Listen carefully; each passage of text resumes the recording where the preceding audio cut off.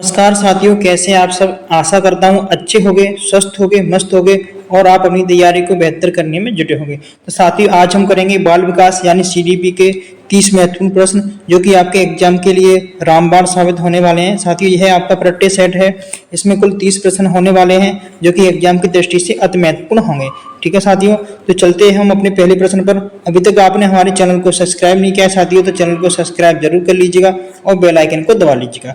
पहला प्रश्न आपके सामने है साथियों। एक पेपर और पेन ले लीजिएगा, जिसमें क्या करना है, आपको हर प्रश्न यानी प्रत्येक प्रश्न का उत्तर आपको नोट करते हुए चलना है और अंत में आपको देखना है कि 30 प्रश्नों में से आपने कितने प्रश्नों के उत्तर सही यानी हल कर पाए। ठीक है साथियों, तो पहला प्रश्न आपके सामने है, पूर्व बालावस्था की आयु होती है।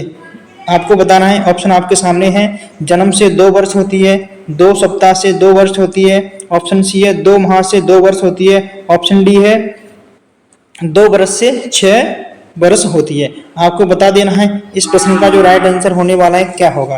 तो साथियों, मैं बता देता हूं इस प्रश्न का जो राइट आंसर होने वाला है ऑप्शन यानी डी आपका हो जाएगा। ठीक है साथियों, ऑप्शन डी होने वाला है।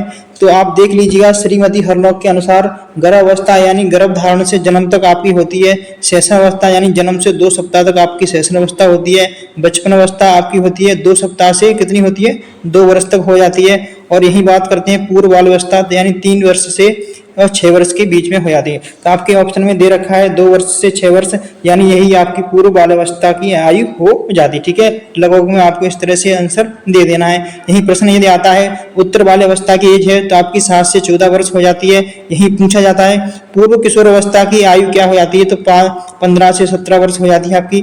उत्तर किशोर अवस्था की बात करते हैं तो 18 से 21 वर्ष हो जाती है। ठीक है, यदि पूर्ण अवस्था की पूछा जाए तो कितनी हो जाएगी, 21 वर्ष के बाद। ये किसके अनुसार है साथियों, तो इसको याद रखना है, श्रीमती हरनॉक के अनुसार आपकी हो जाएगी। ठीक है साथियों, चलते हैं हम आगे। अगला प्रश्न आपके सामने है, प्रश्न नंबर 2। रचनात्मक आकलन के अंश के रूप में उपचारात्मक अध्यापन का अर्थ है। तो आपको बताना है, ऑप्शन आपके सामने है। ऑप्शन ए है माता पिता द्वारा अतिरिक्त कोचिंग, क्या ऑप्शन ए हो जाएगा आपका।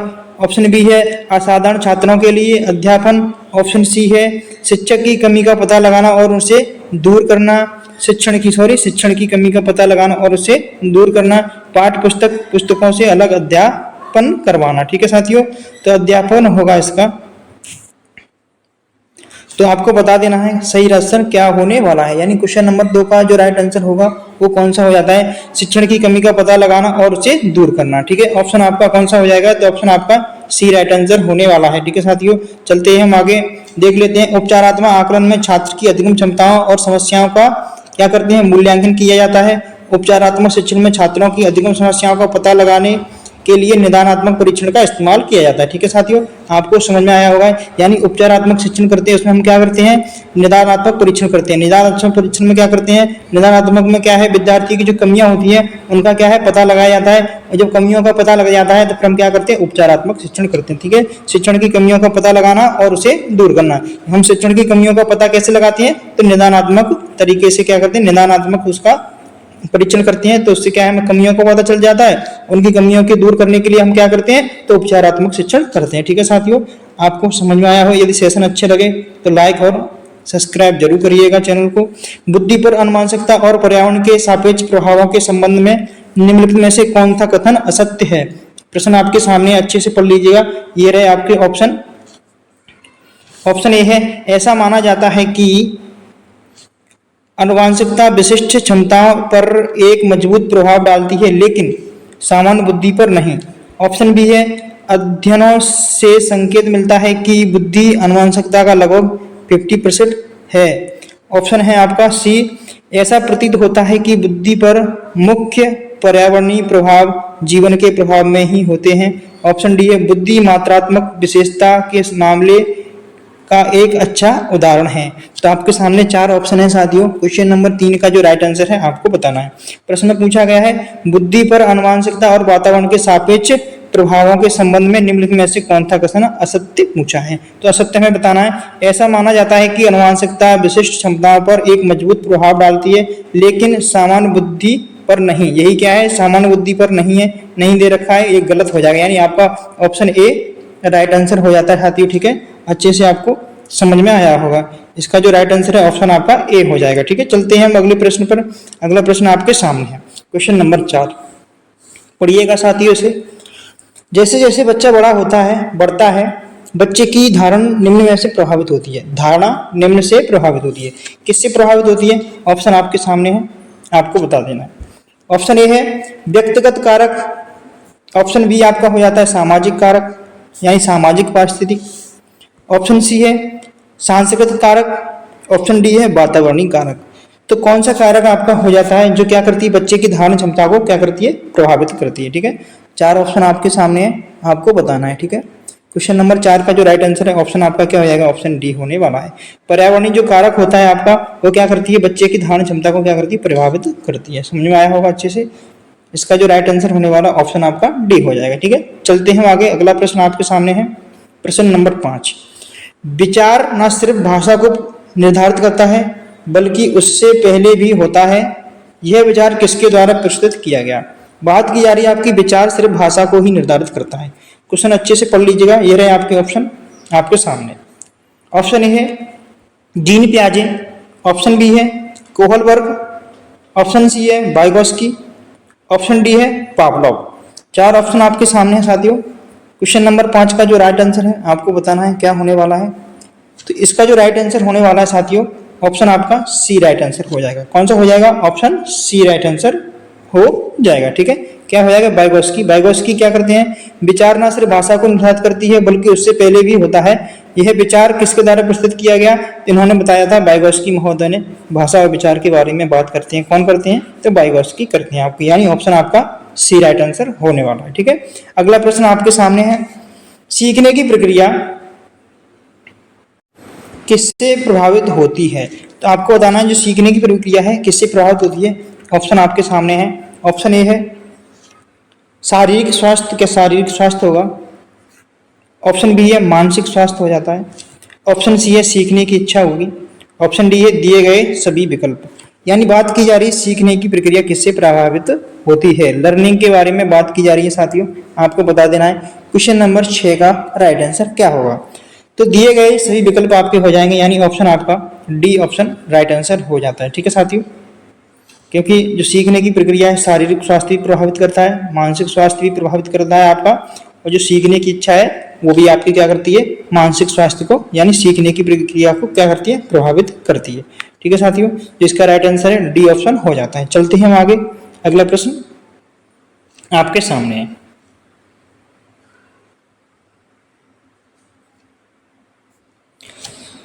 क्वेश्चन नंबर 7 है, 8 वर्षीय कविता की मानसिक आयु 10 वर्ष है। कितनी वर्ष है? 10 वर्ष। उसकी बुद्धि भागफल क्या है? यानी बुद्धि लब्धि पूछा है साथियों, इस तरह से आपको घुमा दिया जाता है प्रश्नों में। तो बुद्धि लब्धि क्या है बताइएगा। क्या 125 हो जाएगी, 100 हो जाएगी, 80 हो जाएगी? प्रदान की गई जानकारी में से निर्धारित नहीं कर सकते।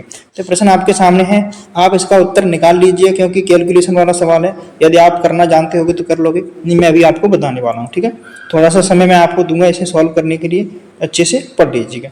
ठीक है, प्रश्न है 8 वर्षीय कविता की मानसिक आयु 10 वर्ष है, उसकी बुद्धि और बुद्धि का भागफल क्या है? तो बताना है आपको क्या होने वाला है इसका जो राइट आंसर है। तो बता दूं साथियों इसका जो राइट आंसर क्या होने वाला है। तो इसका जो राइट आंसर है वो होने वाला है आपका ऑप्शन ए होने वाला है। क्या होने वाला है? Option A. देखो यानी ऑप्शन ए में क्या दिया है? 125 होगी। बुद्धि लब्धि कितनी होगी आपकी? 125 हो जाएगी। कैसे हो जाएगी? बुद्धि मापन का जो फॉर्मूला होता है साथियों ये दिया है। इसमें क्या होती है? वास्तविक आयु होती है, मानसिक आयु होती है और बुद्धि लब्धि होती है। तो आपकी बुद्धि लब्धि यानी आई के बराबर होता है। क्या होता है? आई के बराबर आपका क्या हो जाता है? M A. यानी एम ए का मतलब क्या होता है साथियों?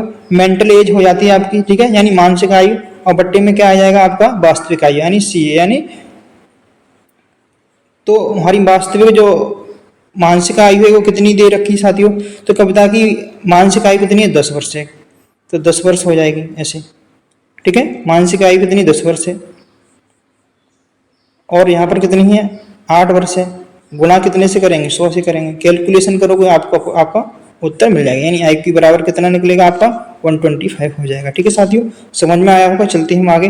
यह फॉर्मूला ऐसे आपको याद रख लेना है। यहाँ से आपको 1 नंबर का प्रश्न हर एग्जाम में देखने को मिल जाता है, और आपको एमपी टेट में 1 नंबर का प्रश्न यहाँ से देखने को मिलेगा ही मिलेगा। ठीक है साथियों, जैसे ही कैलकुलेशन करोगे 8 का भाग दोगे तो 125 इसका जो है राइट आंसर आपको देखने को मिलेगा। ठीक है, चलते हैं अगला प्रश्न आपके सामने है, प्रश्न नंबर 8।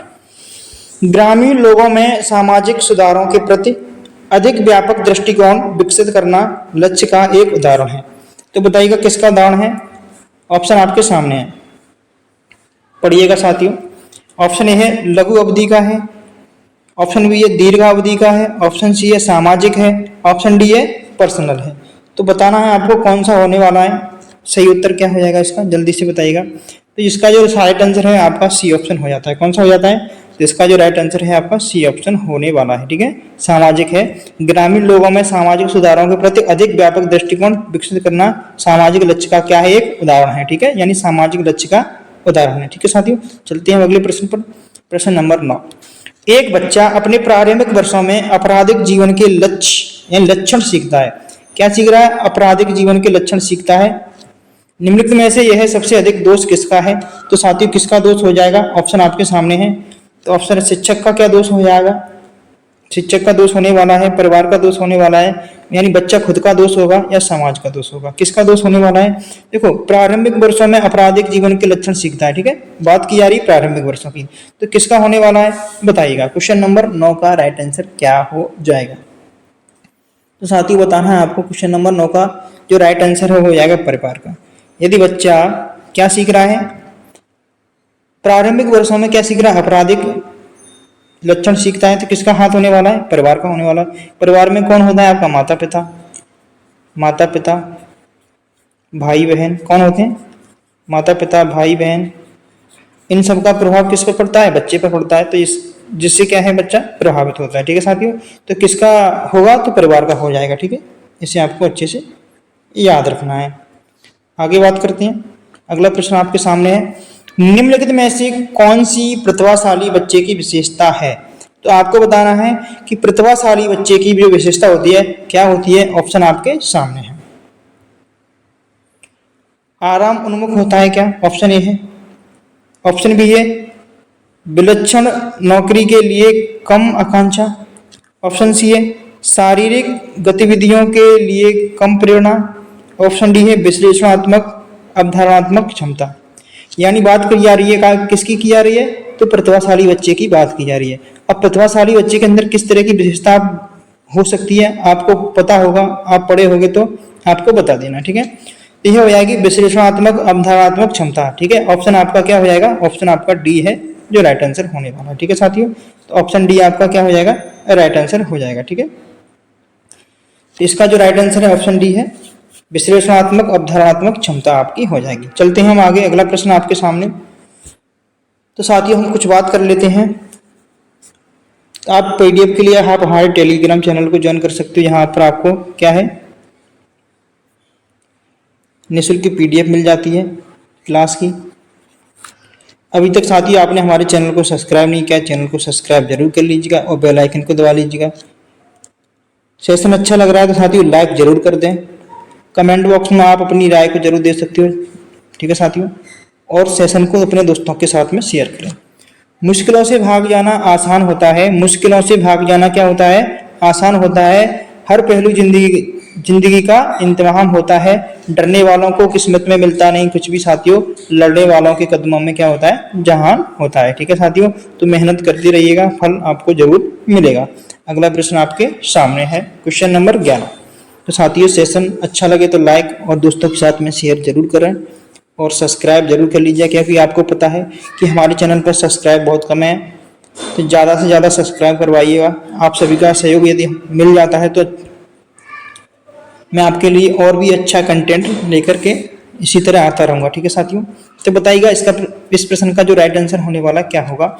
2020 के एनसीआरबी यानी राष्ट्रीय अपराध रिकॉर्ड ब्यूरो के आंकड़ों के अनुसार वर्ष 2020 में किस राज्य में किशोरों द्वारा हत्या के सर्वाधिक मामले सामने आए हैं? ऑप्शन आपके सामने बताना है आपको। ऑप्शन ए है मध्य प्रदेश हो जाएगा, असम हो जाएगा, गुजरात हो जाएगा, कर्नाटक हो जाएगा। तो साथियों आपको बता देना है, तो आप अपना मध्य प्रदेश है, हमारे मध्य प्रदेश में इस आंकड़ों की संख्या क्या है? अधिक आई है। ठीक है, यानी मध्य प्रदेश हो जाता है। ठीक है, किशोरों की हत्या के सर्वाधिक मामले सामने आए हैं। कहाँ पर आए हैं? तो आपके मध्य प्रदेश में आए हैं। ठीक है, इसे भी आपको अच्छे से याद रखेंगे। ऑप्शन आपका ए राइट आंसर होगा।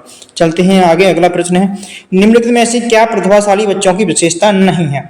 पूछा है प्रतिभाशाली बच्चों की विशेषता नहीं है। ऑप्शन आपके सामने है।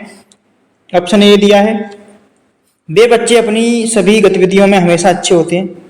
वे अपनी प्रतिभा के प्रति बहुत संवेदनशील होते हैं। वे अपनी प्रतिभा का प्रदर्शन करने में कभी नहीं हिचकिचाते। वे आत्मविश्वास से बात और व्यवहार करते हैं। चार ऑप्शन आपके सामने बताना नहीं पूछा है, यानी प्रतिभाशाली बच्चे की विशेषता नहीं है। ठीक है, तीन तो आपके सही होने वाले, एक कैसा हो जाएगा, गलत हो जाएगा। यानी क्वेश्चन नंबर जो 12 है उसका जो राइट आंसर क्या होगा, देखो, वे अपनी सभी गतिविधियों में हमेशा अच्छे होते हैं, ऐसा नहीं है। प्रतिभाशाली बच्चे हमेशा अपनी गतिविधियों में सही नहीं हो सकते, हो सकता है वह कोई गतिविधि कर रहा है उसमें सही ना हो, गलत भी हो सकता है, यानी ऑप्शन आपका ए राइट आंसर नहीं होगा। ठीक है, वे अपनी प्रतिभा के प्रति संवेदनशील होते हैं, सत्य बात है। प्रतिभाशाली बालक क्या है, संवेदनशील भी होते हैं। वे अपनी प्रतिभा का प्रदर्शन करने में कभी नहीं हिचकिचाते, ये भी बात कैसी है, सत्य है, हिचकिचाते नहीं है। वे आत्मविश्वास से बात कर रहे हैं और व्यवहार करते हैं, ये बात भी कैसी है, सत्य है। ठीक है, प्रतिभाशाली बच्चों की ये क्या है, विशेषता है। अगला प्रश्न आपके सामने है, निम्नलिखित में से किसने पर्यावरण को इस प्रकार परिभाषित किया है कि पर्यावरण व्यक्ति के वंशाणु को छोड़कर सब कुछ प्रभावित करता है, तो बताइएगा। ऑप्शन आपके सामने है।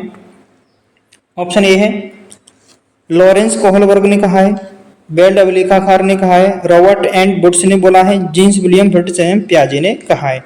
तो बताइएगा इसका जो राइट आंसर है क्या होने वाला है, यानी पियाज ने बोला है। ठीक है साथियों, आपको बता देना इसका जो राइट आंसर होने वाला क्या है। देखो प्रश्न है, निम्नलिखित में से किसने पर्यावरण को इस प्रकार परिभाषित किया है कि पर्यावरण व्यक्ति के वंशाणु को छोड़कर सब कुछ प्रभावित करता है। किसको छोड़कर, वंशाणु को छोड़ करके सब कुछ प्रभावित करता है। यानी क्वेश्चन नंबर जो 13 का राइट आंसर है वो हो जाएगा ऑप्शन आपका ए राइट आंसर होने वाला है। क्या हो जाएगा, ऑप्शन आपका ए राइट आंसर होगा, लॉरेंस कोहलबर्ग ने बोला है। ठीक है, इसे आपको अच्छे से याद रखना है। ये क्या है, एक परिभाषा है, डेफिनेशन है, इसको आपको याद रख लेना है क्योंकि आपके एग्जाम में से पूछा जाने की संभावना है। ठीक है साथियों, चलते हैं हम आगे बात करते हैं।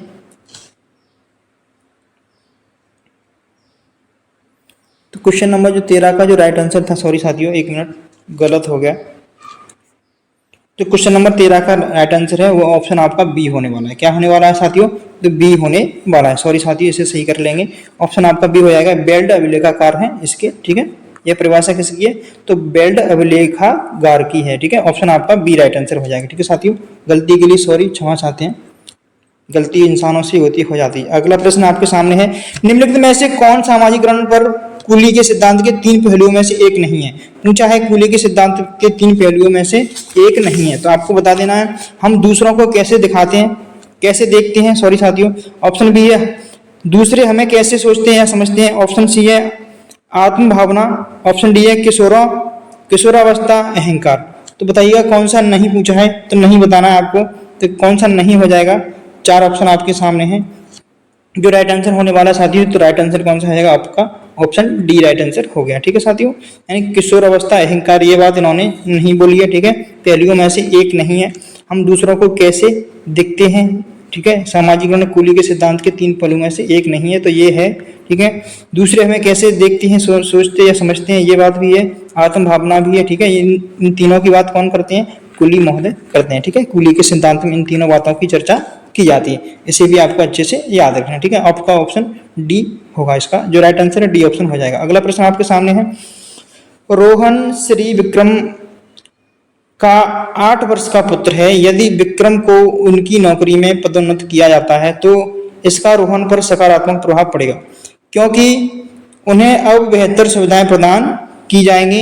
यह ब्रो-नेब्रेनर के पारिस्थितिकी तंत्र की निम्न में से किस परत का उदाहरण है, तो बताना है आपको किस परत का उदाहरण है। क्रोनो सिस्टम है, माइक्रो सिस्टम है, मेसो सिस्टम है, एक्सो सिस्टम है। 4 ऑप्शन आपके सामने है। क्वेश्चन नंबर 15 का राइट आंसर क्या होने वाला है, जल्दी से बताइएगा। क्वेश्चन नंबर 15 का साथियों राइट आंसर होने वाला है आपका ऑप्शन नंबर डी होने वाला है। क्या होने वाला है, डी होने वाला है। ठीक है, यानी एक्सो सिस्टम की का उदाहरण, किसका उदाहरण है, तो एक्सो सिस्टम का आपका उदाहरण हो जाता है। ठीक है, आगे बात करते हैं। अगला प्रश्न आपके सामने, प्रश्न नंबर 16, डैश की गतिविधि यह सोचने की है कि क्या किसी चीज में नैतिक गुण है।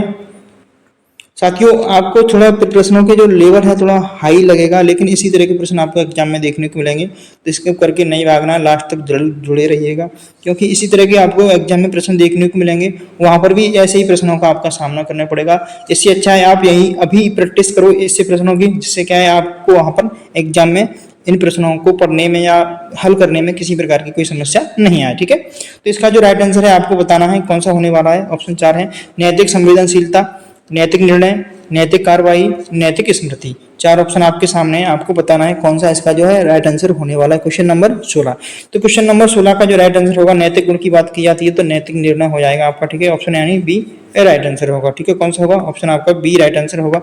चलते हैं हम अगले प्रश्न पर। अवधारणा की प्रारंभिक व्याख्या डैश की अवधारणा पर निर्भर करती है, तो किस पर निर्भर करती है, ऑप्शन आपके सामने है, आवश्यकता पर करती है, मूल प्रवृत्तियों पर करती है, चाहते हैं, संबंधन पर करती है, किस पर करती है, तो यह करती है आपकी, ऑप्शन आपका बी राइट आंसर होगा। कौन सा हो जाएगा, तो ऑप्शन आपका बी राइट आंसर होगा। ठीक है, किस पर करती है, तो मूल प्रवृत्तियों पर करती है। जो अभिप्राय की प्रारंभिक व्याख्या होती है तो मूल प्रवृत्तियां की अवधारणा पर निर्भर करती है, किस पर करती है, तो मूल प्रवृत्तियों पर हो जाएगा। ठीक है साथियों, चलते हैं अगला प्रश्न आपके सामने है। जब दो विधायक तथा इष्ट विकल्पों में से एक का चयन करना पड़ता है तो डैश द्वंद्व होता है, कौन सा द्वंद्व हो जाता है, तो उपागम उपागम द्वंद्व हो जाता है, परिहार परिहार द्वंद्व हो जाता है, उपागम परिहार द्वंद्व हो जाता है, उपागम कुंठा द्वंद्व हो जाता है। बात की जा रही है यदि आपके सामने दो विकल्प हैं, ठीक है, इष्ट विकल्पों में से एक का चयन करना पड़ता है तो द्वंद्व होता है।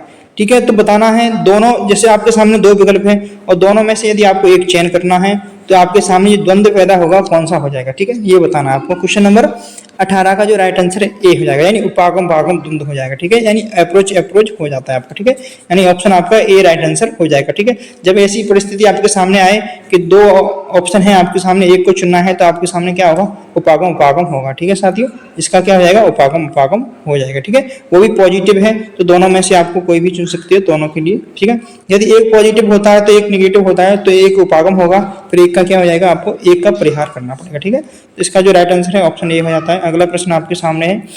एक विद्यार्थी में वर्णमाला सीखने की आदत को विकसित करने के लिए किस शिक्षण सत्यता का पालन किया जाना चाहिए, आपको बताना है किस शिक्षण सत्यता का पालन करना चाहिए। ऑप्शन आपके सामने है, अनुकूलन का करना चाहिए, प्रशिक्षण का करना चाहिए, निर्देशन का करना चाहिए, मातारोपण का करना चाहिए। तो बताना है आपको किसका करना चाहिए, ऑप्शन आपके सामने है 4। ठीक है, एक विद्यार्थी को क्या है, वर्णमाला सिखाने की आदत को विकसित करने के लिए किस शिक्षण का सातत्य का पालन किया जाना चाहिए, बताना है आपको कौन सा हो जाएगा। इसका जो राइट आंसर आपको बता देना। ठीक है साथियों, इसका जो राइट आंसर होने वाला है ऑप्शन आपका ए हो जाएगा। कौन सा हो जाएगा, ऑप्शन आपका ए राइट आंसर हो जाएगा। ठीक है, यानी अनुकूलन होना चाहिए, बच्चे क्या है उस चीज के साथ में क्या करना चाहिए, अनुकूलन करना चाहिए। यदि बच्चा अनुकूलन कर लेगा तो वर्णमाला को क्या है, सीख लेगा। ठीक है, उसकी क्या है, आदत विकसित हो जाएगी, उसे क्या करना चाहिए, अनुकूलन करना चाहिए। ठीक है, ऑप्शन आपका ए राइट आंसर होगा। चलते हैं हम आगे, अगला प्रश्न आपके सामने है। 11 वर्ष की आयु के बच्चे के विकास के कार्यों में शामिल नहीं है, तो आपको बताना है क्या शामिल नहीं है। ऑप्शन आपके सामने है, ऑप्शन ए है विवेक का विकास, उम्र के साथियों के साथ रहना सीखना, ऑप्शन सी समूह के प्रति निष्ठा का विकास, ऑप्शन डी है स्वयं की पहचान की भावना का विकास। बताइए साथियों इसका जो राइट आंसर होने वाला है क्या होगा। तो जो इसका जो राइट आंसर है ऑप्शन आपका डी हो जाता है। कौन सा हो जाता है, ऑप्शन डी, यानी स्वयं की पहचान की भावना का विकास हो जाएगा। ठीक है, 11 वर्ष की आयु के बच्चे के विकास के कार्यों में शामिल नहीं है, तो क्या शामिल नहीं है, स्वयं की पहचान की भावना का विकास। बच्चे 11 वर्ष का जो बच्चा होता है उसके अंदर क्या है, इस चीज की कमी देखने को आपको मिलेगी। ठीक है साथियों, विवेक का विकास तो हो जाता है 11 वर्ष के बच्चे में। ठीक है, उम्र के साथ साथियों के साथ सीखना वो भी आप बच्चा कर लेता है, समूह की प्रति निष्ठा का विकास हो जाता है। ठीक है, स्वयं की पहचान की भावना का विकास नहीं होता है बच्चे को, यानी 11 वर्ष का बच्चा है स्वयं की पहचान उसे कुछ भी नहीं होती है। ठीक है, इसका जो राइट आंसर है ऑप्शन क्या है, डी होने वाला। ठीक है साथियों, नहीं पूछा है तो नहीं, कौन सा हो जाएगा, डी ऑप्शन आपका हो जाएगा। अगला प्रश्न आपके सामने है। समस्या समाधानकर्ता की भूमिका निभाने की क्षमता रखने वाले बच्चे का IQ होता है, कितना होता है, आपको बताना है। ऑप्शन आपके सामने है, 140 होता है, 120 होता है, 110 होता है, ऑप्शन डी है 135 होता है। तो जो इसका जो राइट आंसर होने वाला आपको बता देना साथियों कौन सा होने वाला है। इसका जो राइट आंसर होगा क्या हो जाएगा, क्वेश्चन नंबर 21 का राइट आंसर आपको बताना है। तो इसका जो राइट आंसर है ऑप्शन आपका ए हो जाएगा। बात की जा रही समस्या समाधानकर्ता की भूमिका निभाने वाली क्षमता की IQ कितना होता है, यानी प्रॉब्लम सॉल्वर की बात की जा रही है। ठीक है, जो प्रतिभाशाली बच्चे होते हैं आपकी वही उनकी IQ लेवल कितना होता है, 140 होता है। ठीक है, इसको आपको याद रखना है। ऑप्शन आपका ए राइट आंसर हो जाएगा। ठीक है, अच्छे से याद रखना है। इस तरह से प्रश्न आपको घुमा के पूछा जा सकता है। ठीक है, समस्या समाधानकर्ता की भूमिका निभाने वाले क्षमता वाले बच्चे का जो IQ लेवल होता है, यानी प्रॉब्लम सॉल्वर की बात की जा रही है। ठीक है, तो प्रॉब्लम सॉल्वर वाली बात की जाती है तब हम 140 की IQ लेवल को टिक करेंगे। ठीक है साथियों, आपको समझ में आया होगा। आगे बात करते हैं, अगला प्रश्न आपके सामने है। निम्नलिखित में से कौन एक बच्चे के विकास को मापने के लिए मानदंड नहीं है? बच्चे के विकास के मापने के लिए मानदंड नहीं पूछा है, तो आपको बता देना कौन सा नहीं होने वाला है इसका जो राइट आंसर। सॉरी साथियों, क्योंकि इसका जो आंसर है सेट हो गया है, आपको दिख गया होगा, और जिन्होंने नहीं देखा है तब मैंने छिपा दिया। ठीक है साथियों, तो बताना है वजन है, लंबाई है, सीखना है, दांतों का निकालना है। तो निम्नलिखित में से कौन बच्चे के विकास को मापने का मानदंड नहीं है? तो कौन सा नहीं हो जाएगा? तो सीखना नहीं हो जाएगा। ठीक है, जो मानदंड पूछा है तो बच्चे का मापन का मानदंड सीखना नहीं होगा, वजन हो जाएगा। हम वजन के अनुसार भी बच्चे का पता लगा सकते हैं। ठीक है, और लंबाई से भी पता लगा सकते हैं, दांतों का निकलना उससे भी पता लगा सकते हैं, लेकिन सीखने से हम पता नहीं लगाएंगे। ठीक है, विकास की मापने के लिए मानदंड नहीं पूछा है, मानदंड नहीं है, तो आपका सीखना नहीं हो जाएगा। ठीक है, ऑप्शन आपका सी राइट आंसर होगा। अगला प्रश्न है, देश को प्रगतिशील शिक्षा के पिता के रूप में जाना जाता है, किसे जाना जाता है? तो बताइएगा। जॉन डीवी हो जाएंगे, फ्रॉवेल हो जाएंगे, रूसो हो जाते हैं, बॉट हो जाते हैं। ये चार ऑप्शन आपके सामने है, एक सही होने वाला है, कौन होगा बताइएगा। प्रगतिशील शिक्षा की बात की जाती है तो किसका नाम आता है? प्रगतिशील शिक्षा की जब बात की जाती है तो आपका नाम आता है जॉन डीवी महोदय का। किसका नाम आता है?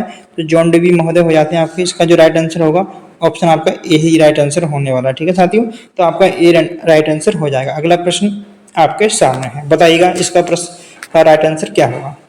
पढ़िए साथियों सभी, ऑप्शन आपके सामने है। ऑप्शन ए है रचनात्मक बच्चे, ऑप्शन बी है बुद्धिमान बच्चे, व्यवहारिक बच्चे, घमंडी बच्चे।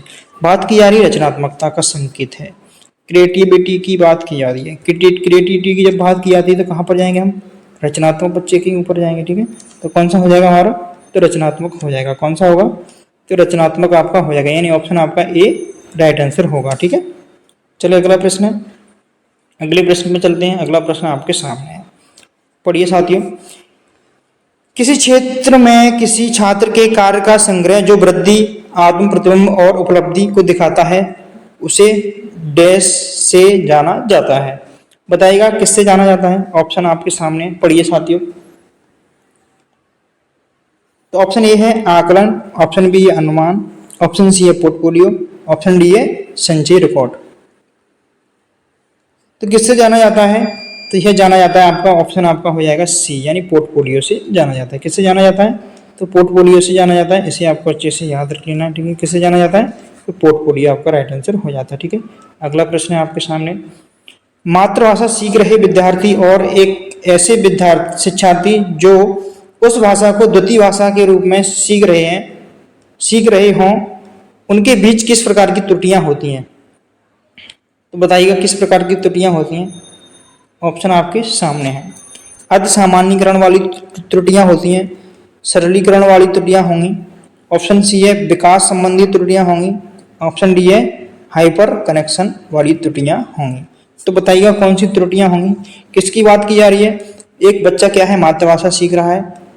विद्यार्थी, ऐसे विद्यार्थी हैं उस भाषा को द्वितीय भाषा के रूप में सीख रहे हैं। ठीक है, प्रथम भाषा को किस भाषा के रूप में? द्वितीय भाषा के रूप में सीख रहे हैं। उनके बीच किस प्रकार की त्रुटियां होंगी? तो किस प्रकार की त्रुटियां होंगी? तो ये होंगी विकास संबंधी त्रुटियां होंगी। कैसी होंगी?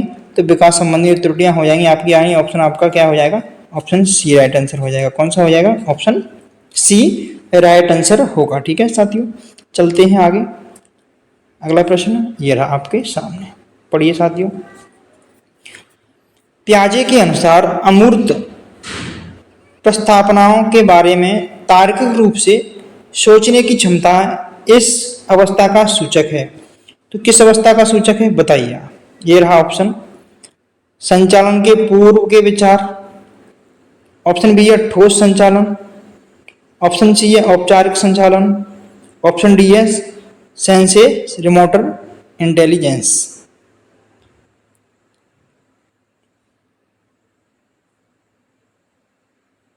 तो बताइएगा इसका जो राइट आंसर होने वाला है क्या है। आप इसे इंग्लिश वाली तरफ पढ़ सकते हो। ठीक है, अंग्रेजी में जो दिया है उसे पढ़ करके आप इसको अच्छे से समझ सकते हो। ठीक है साथियों, तो इसका जो राइट आंसर होने वाला है क्या होगा? तो इसका जो राइट आंसर होगा साथियों सी ऑप्शन हो जाता है। कौन सा हो जाता है? तो सी ऑप्शन इसका जो है राइट आंसर हो जाएगा। ठीक है साथियों,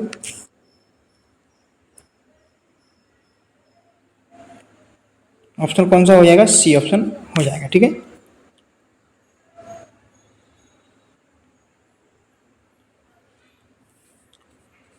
तो संवेदी पेशी अवस्था आपकी होती है 0 से 2 वर्ष। कितनी होती है? 0 से 2 वर्ष, यानी सेंसरी मोटर स्टेज होती है जो आपकी, वो कितनी होती है? 0 से 2 वर्ष हो जाती है आपकी। ठीक है, यही बात करते हैं। प्रिय संक्रियात्मक अवस्था यानी 2 से 7 वर्ष की हो जाती है, यानी ठीक है प्री प्रिवेशनल स्टेज हो जाती है आपकी। कितनी हो जाती है? ये हो जाती है आपकी 2 से 7 वर्ष हो जाती है। यही हम बात करते हैं मूर्त संक्रियात्मक अवस्था यानी 7 से 12 वर्ष, जैसे बोलते हैं आप कंक्रीट ऑपरेशनल स्टेज यानी ठोस संचालन यहाँ पर दे रखा है। ठीक है, हिंदी में क्या है, नामों को आपको इसी तरह से बदल के दे देते हैं, तो आप चकरा जाते हो, तो आप क्या इंग्लिश में भी देख सकते हो। ठीक है साथी, यही बात की जाती है औपचारिक संक्रियात्मक अवस्था यानी फॉर्मल ऑपरेशनल स्टेज की बात की जाती है। यह क्या होती है आपकी? 12 वर्ष के बाद होती है। प्रश्न में कह रहा है कि बच्चा क्या है तार्किक रूप से सोचने की क्षमता कैसा कर लेता है, सूचक होता है। तो तार्किक रूप से बच्चा कब सोचने लगता है आपका? यह 12 वर्ष के बाद बच्चा सोचने लगता है। तार्किक रूप से कितनी वर्ष के बाद सोचता है बच्चा? तो 12 वर्ष के बाद सोचने लगता है, यानी औपचारिक संक्रियात्मक अवस्था आपकी हो जाती है। ठीक है साथियों, इसे ऑप्शन आपका सी राइट आंसर हो जाएगा। ठीक है, औपचारिक संचालन हो जाता है। ठीक है, फॉर्मल ऑपरेशनल हो जाएगी। ठीक है, इसे आपको अच्छे से याद रखना है। ऐसा करता हूँ आपको यह समझ में आया होगा।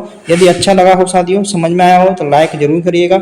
अभी तक आपने हमारे चैनल को सब्सक्राइब नहीं किया, चैनल को सब्सक्राइब जरूर कर लें। अगला प्रश्न आपके सामने है, इसका आपको उत्तर बताना है। निम्न में से कौन कक्षा में लोकतांत्रिक वातावरण का तत्व नहीं है? अभी तक आपने लाइक नहीं किया है तो लाइक जरूर कर दीजिएगा। तो ऑप्शन है आपके सामने है, बच्चे को खुद के सीखने के लिए जिम्मेदार महसूस कराएं। ऑप्शन बी है, छात्रों के सीखने के मामलों पर निर्णय लेने की लिए शिक्षक हो। बच्चों को यह तय करने के लिए प्रोत्साहन करें कि क्या सीखना है। ऑप्शन डी है, छात्रों को सक्रिय शिक्षार्थी बनाने के अवसर प्रदान करें। तो बताइएगा, प्रश्न लोकतांत्रिक वातावरण की बात नहीं है, नहीं पूछा है, इसे आपको विशेष ध्यान देना है, नहीं है। तो कौन सा आपका नहीं हो जाता है, ये बताइएगा। क्वेश्चन नंबर 28 का जो राइट आंसर होने वाला है क्या होगा? तो छात्रों के सीखने के सभी मामलों पर निर्णय लेने के लिए शिक्षक हो।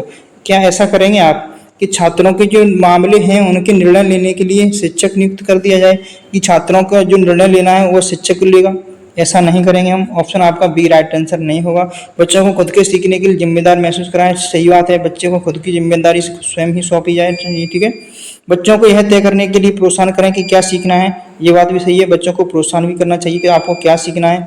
छात्रों को सक्रिय शिक्षार्थी बनाने के अवसर प्रदान करें, ये बात भी आपकी सत्य हो जाती है। तो सत्य कौन सी नहीं होती? आपकी ऑप्शन बी गलत हो जाती है, यानी छात्रों को सीखने के सभी मामलों पर निर्णय लेने के लिए शिक्षक हो। ऐसा हम नहीं करेंगे कि छात्रों के लिए शिक्षक नियुक्त कर दिया जाए, उनके निर्णय कौन लेगा? शिक्षक लेगा। ये बात कैसी है? बिल्कुल गलत हो जाती है। ठीक है, इसका जो ऑप्शन है, ऑप्शन आपका बी राइट आंसर होगा। ठीक है, आगे चलते हैं। अगला प्रश्न आपके सामने है, एक प्रभावी शिक्षण अधिगम प्रक्रिया के लिए एक अच्छे शिक्षक को निम्नलिखित में से किसके अनुसार अपनी शिक्षण विधियों पर निर्णय लेना चाहिए? बताइएगा किस प्रकार लेना चाहिए। ऑप्शन आपके सामने है साथियों, आप अच्छे से पढ़िएगा खुद से, क्योंकि एग्जाम में भी आपको ही प्रश्न का उत्तर देना है। ठीक है साथियों, बताइएगा। सामाजिक ज्ञान के अनुसार होता है, अपने व्यक्तिगत ज्ञान के अनुसार होता है। ऑप्शन सी है, अपने पिछले अनुभवों के अनुसार होता है। ऑप्शन डी है, बच्चों के व्यक्तिगत भिन्नताओं के अनुसार होता है। 4 ऑप्शन है, तो अब मैं इनमें से बताना है राइट आंसर आपका क्या होने वाला है। ठीक है, प्रश्न में पूछ रहा है कि एक प्रभावी शिक्षण अधिगम प्रक्रिया के लिए अच्छे शिक्षक को निम्नलिखित में से किसके अनुसार अपनी शिक्षण विधियों का निर्णय लेना चाहिए? तो किसके अनुसार लेना चाहिए? बच्चों के व्यक्तिगत भिन्नताओं के अनुसार लेना चाहिए। जिस प्रकार के हमारी कक्षा में बच्चे होंगे, हम उसी प्रकार से क्या ले सकते हैं? निर्णय ले सकते हैं। एक तो अकॉर्डिंग किसके अनुसार?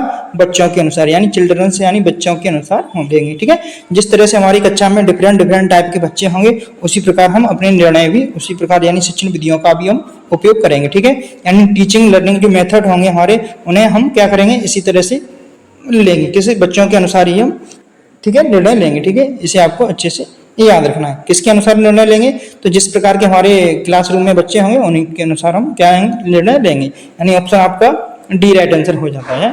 अगला प्रश्न आपके सामने, बात करते हैं समावेशी शिक्षा प्रणाली में शिक्षण पद्धति मूल्यांकन और मूल्यांकन प्रक्रिया की जानकारी चाहिए। डैश जानकारी चाहिए, बताइएगा किसकी जानकारी चाहिए? फिक्स्ड की चाहिए, लचीला चाहिए, एक समान चाहिए, सभी स्कूलों के लिए एक मानकीकृत होना चाहिए। तो बात की जा रही है समावेशी शिक्षा की। जब समावेशी शिक्षा की बात की जाए तो पाठ्यक्रम कैसा होना चाहिए, तो वह आपको बताना है, ठीक है। मूल्यांकन पद्धति का जो पाठ्यक्रम है वो किस तरह का होना चाहिए वो आपको बताना है, ठीक है। तो लचीला होना चाहिए, कैसा होना चाहिए, तो आपका ऑप्शन क्या हो जाएगा, ऑप्शन आपका सी हो जाएगा, यानी ऑप्शन आपका बी होने वाला, ठीक है।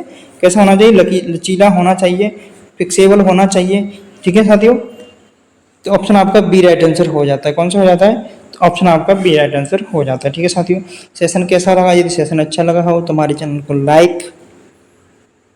सेशन को लाइक जरूर करें, चैनल को सब्सक्राइब कर लीजिएगा और अपने दोस्तों के साथ भी शेयर करें। क्लास की पीडीएफ यदि आप चाहते हो तो हमारे टेलीग्राम चैनल को ज्वाइन कर लें, यहाँ पर आपको क्या है पीडीएफ मिल जाएगी, ठीक है साथियों।